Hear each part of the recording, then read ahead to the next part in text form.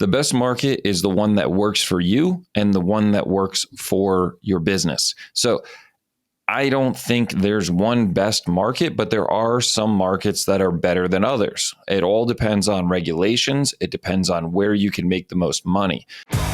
Welcome to Arbitrage to Equity, the show where you'll learn the exact tools, techniques, and action steps that people are using every day to build true passive income that transforms their lives and the lives of their families. I'm your host, Tom Swan. Now let's get down to details. What's up, everybody? It's Tom John Swan. In this episode, we're going to talk about what is the best market for short-term rental. Let's get into it. So one of the biggest questions that I get asked is, what is the best market for short-term rental? So the answer is there's not really one best market for short-term rental. The best market is the one that works for you and the one that works for your business. So I don't think there's one best market, but there are some markets that are better than others. It all depends on regulations. It depends on where you can make the most money. So looking at the overall map, if you're looking in the US, which it doesn't even have to necessarily be in the United States. It can be anywhere in the world. You can make this business work anywhere. There's not one market that is necessarily the best, quote unquote, but there are great markets everywhere that you look. It all depends on how you're structured, how you're set, what kind of house you have. You can make any market the best market for you. I was looking at small areas outside of major cities. Now, major cities can be great. For instance, all of my business is here in Phoenix, in the East Valley, or the greater Phoenix Valley, I should say, Scottsdale, Tempe, Chandler, Gilbert, Phoenix. I have houses all in those areas, and they all do great. But you have to know how to work that market. So out here, there's so many people that are setting up, so many hosts that are setting up short-term rentals in this market that it's getting very oversaturated. Eventually, there's going to be a churn rate. There already is a churn rate happening. There's a rate of attrition of people coming in and going out at the same time where it balances out. But you need to know how to outperform that market. What I see a lot of people doing is coming to Phoenix because they say, oh, there's so many people making money in Phoenix, I can go there and make money too. But if you don't know how to structure the right way and you don't know how to market your business the right way, your properties, get them set up properly on the platforms, then you're going to come here and you're going to go broke because you're not going to make the money that you need, and you're going to end up bleeding money away over time without getting those properties filled out.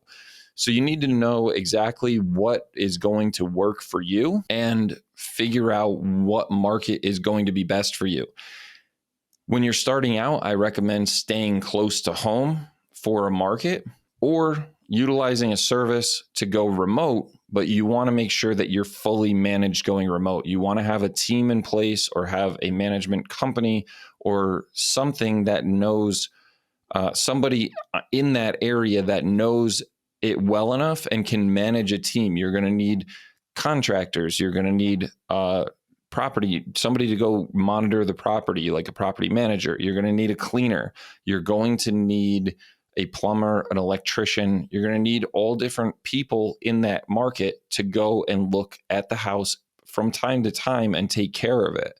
So if you're not in that market, you need to make sure that you have a thorough team. That's why I recommend going local first, because when you're going local, you're going to build that team, you're going to build those relationships, and you can get a feel for what is actually needed and what the business entails before expanding to a remote location where you can just do it from afar. That being said, going into major markets, generally red states or states run by the Republican Party tend to have more lenient laws and not as many restrictions, but that doesn't necessarily mean that's the case in certain cities. For instance, in Dallas or Houston, there are major restrictions. Even though Texas is a heavy red state, those cities tend to have more restrictions because there are so many short-term rentals that they have to put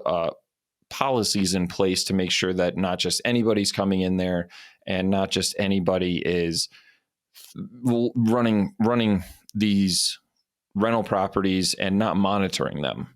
So You can find, though, I've looked into very small towns of tens of thousands or only a couple 100,000 people, and they can do very well. There are towns and pockets in middle America that can do very well. You got to find places that have specific events. They're known for something specific. And also what the cost of the property is, because you got to keep in mind that you're competing with hotels, right? So what is a hotel room going to go for in that area versus what can somebody get a whole house for?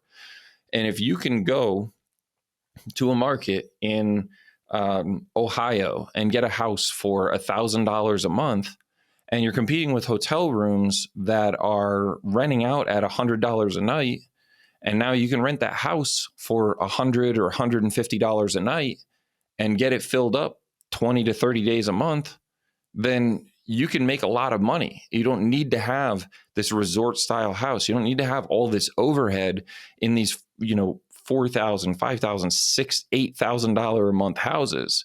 You can go and get just as much money, if not more, cash flow off of houses that are going to be significantly less expensive. And that way your overhead is much lower, your cost is much lower, and you're still getting the same amount of traffic. It doesn't need to be a resort area. It doesn't need to be a high vacation destination town. You can also do this internationally. So, Costa Rica, internationally, I tend to look at areas that are much more vacation rental heavy because, the people primarily from the US are going to be traveling there, and they're going to be looking at different, they're looking for vacation. So in that case, you can go to Costa Rica or Belize or Bali or Barcelona and go for these rentals. But when you're getting going, you want to stay local, learn the business, build it up locally, and then expand internationally or nationally. So that's kind of my take on what the best market is. There really isn't one. The best market is where the best properties fall. And you can do that. You can find that by doing your research, comping properly, knowing what your market is, knowing where to make money and how to outperform your market is where you're going to make the most progress. So the best market is where you make it. There's not one specific destination that is the best market, but know your laws, know your property, know your numbers. And that's all I got to say about that. I will see you on the next episode.